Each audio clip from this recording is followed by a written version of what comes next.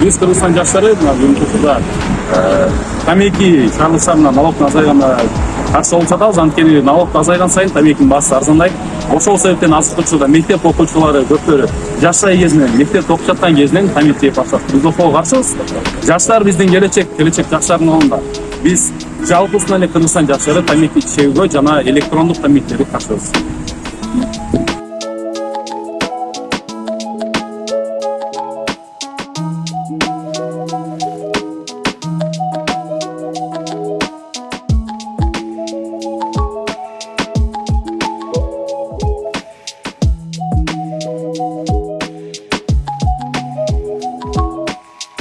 Мы вышли на этот митинг, чтобы сократить курение кальянов, электронных сигарет.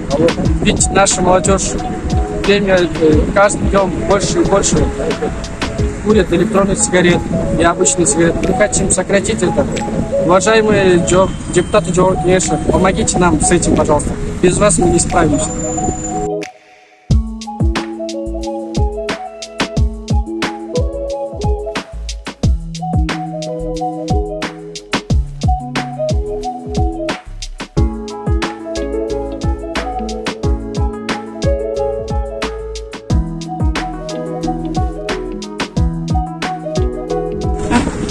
Прекрасно видим, что ситуация экологическая действительно не идеальна, особенно после зимы.